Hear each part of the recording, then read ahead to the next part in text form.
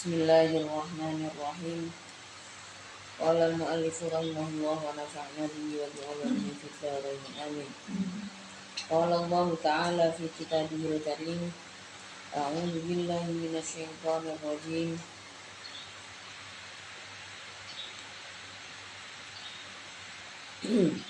Faman adlamu mimman kadzdzaba bi ayatillahi wa sadafa anha ila akhiril ayat.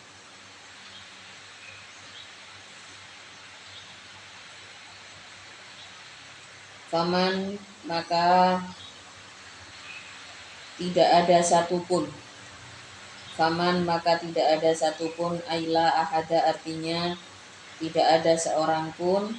Itu azlamu, yang lebih zalim. Mimman, dari orang. Kadzdzaba, yang mendustakan siapa man. Bi ayatillahi, dengan ayat-ayat Allah. Wasadafa, dan berpaling siapa man. A'rado, artinya berpaling siapa man. Anha, dari ayat. Anha, dari ayat. Sanajzi, akan membalas aku. Alladzina, pada orang-orang. Yasdifuna, yang berpaling siapa alladin. An ayatina, dari ayat-ayatku. Su'al adabi, pada paling buruknya siksa. Ay asyaddahu, artinya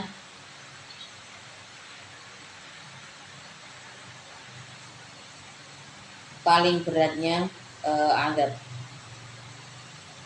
Kezaliman yang paling besar adalah mendustakan ayat-ayat Allah. Mendustakan ayat-ayat Allah, entah yang jelas kalau mendustakan ya berarti disengaja, ya, atau mencari pembenaran atas perilaku buruknya melalui Al-Quran. Nah, ini juga banyak terjadi. Itu adalah kezaliman. Kenapa dikatakan bahwa hal tersebut adalah kezaliman yang paling besar? Dikarenakan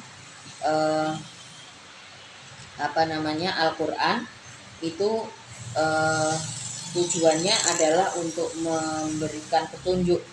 Tujuan daripada Al-Quran itu adalah menjadi kabar gembira bagi orang-orang yang beriman. Ya, ada banyak sekali contoh liberasi atau pembebasan yang dilakukan oleh Al-Quran terhadap manusia, ya, terhadap kita. Jadi hal-hal yang sifatnya di situ menjadi afirmasi positif, menjadi ucapan positif, nih, ucapan yang baik. Nasihat yang kita butuhkan itu semuanya ada di dalam Al-Quran.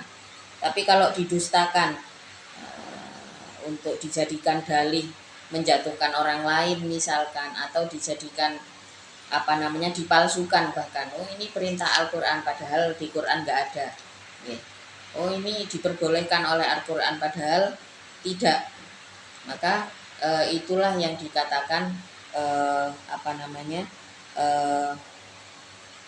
perkara yang paling zolim. Jadi istilahnya gini ya, kalau kita dalam hal beriman, ya, dosa yang paling besar itu adalah syirik, kan gitu. Nah, di dalam masalah zolim, kezoliman yang terbesar itu adalah mendustakan ayat Al-Quran. Maka pahami isi Al-Quran dengan baik, ya. Jadi makanya jadi penterjemah Al-Quran. Maka kenapa Al-Quran itu tidak dipelajari dari bahasa umatnya, ya. Tidak, maksudnya gini, kita membaca Al-Quran ya tentu saja harus membaca bahasa Arabnya, kan gitu ya. Di saat kita mempelajari Al-Quran, kita harus mempelajari dari bahasa aslinya. Ya, memang Al-Quran itu mukjizat, hanya Al-Quran satu-satunya kitab suci yang diajarkan sesuai dengan bahasa aslinya. Tidak ada penyaduran ke dalam bahasa lain kecuali dalam bentuk terjemahan. Nah, kalau kita membaca terjemahan Al-Qur'an, ya nilainya kita ada pasti nggih, karena terjemahan itu kan juga nggak main-main nggih. Timnya nggih, para intelektual yang dikumpulkan untuk mentasheh terjemahan Al-Qur'an. Nah, itu juga nggak main-main. Tapi nilai kita di saat membaca terjemahan Al-Qur'an ya bernilai keilmuan, ya bernilai keilmuan ya, kita dapat tentu saja nih membaca terjemahan. Tapi kalau pengen dapat nilai daripada membaca Al-Qur'an itu sendiri, dapat pahalanya qiraatul Qur'an, ya harus membaca dalam bahasa Arabnya. Kenapa? Salah satunya untuk menghindari pemalsuan ayat. Karena sudah ditetapkan ini oleh Al-Qur'an sendiri, oleh Allah sudah ditetapkan sendiri bahwa kezaliman yang paling besar adalah memalsukan ayat Al-Qur'an, kan gitu ya. Nah, maka untuk menghindari pemalsuan ayat, Al-Qur'an ditetapkan bahwa nilai di dalam membaca Al-Qur'an ya di saat kita membaca dengan bahasa aslinya. Sementara kalau kita pengen belajar lebih dalam, oh ya sekarang sudah ada itu terjemahan-terjemahan. Tapi di dalam Islam kita tetap dianjurkan di dalam belajar ya, proses belajar itu kalau pengen berhasil ya harus ada gurunya, harus ada pembimbingnya. Kita nggak bisa asal moco terjemahannya, oh langsung saya ini ahli tafsir gitu ya, saya ini ahli penterjemah Al-Qur'an, ahli terjemahan. Yo, kalau membaca terjemahan sebagai pembaca terjemahan Al-Qur'an boleh gitu. Kita cukup melewati oh iso maca Quran terus kita baca terjemahan. Nah, itu kita jadi pembaca terjemahan. Tapi untuk menjadi seorang ahli tafsir, kemudian seseorang yang cukup kredibel di bidang tafsir Al-Qur'an, nah itu dibutuhkan proses yang panjang. Bahkan terjemahan dalam bahasa Indonesia sendiri dari waktu ke waktu masih terus direview. Oh, barangkali ada penggunaan bahasa yang kurang tepat. Ini terus berkembang sesuai sesuai hasil review setiap berapa tahun sekali, bahkan setiap tahun selalu ada bahasa yang oh ya ini kurang tepat, ini kurang tepat. Ya, jadi supaya apa? Terhindar dari pemalsuan ayat Al-Qur'an. Faqad ja'akum tadi.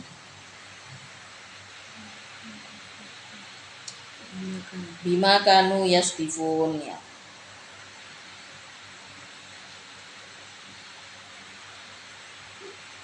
Bima dengan perkara kanu yang ada siapa alladzin itu yasdifuna berpaling siapa alladzin. Sudah memalsukan ya. Dan ini banyak terjadi. Satu contoh, oh Al-Qur'an itu mengajarkan mengajarkan kesesatan gitu ya. Ambil satu ayat yang tidak dilanjutkan gitu ya. Satu contoh ayat yang sering dijadikan yang sering disalahgunakan. Banyak ya ayatnya.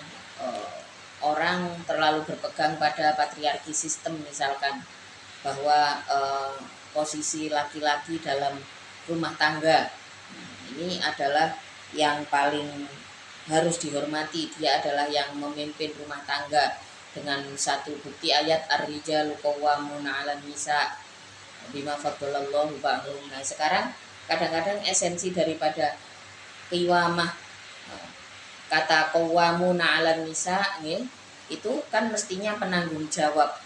Ayat itu diturunkan untuk menjadi motivasi, untuk menjadi penguat bagi laki-laki.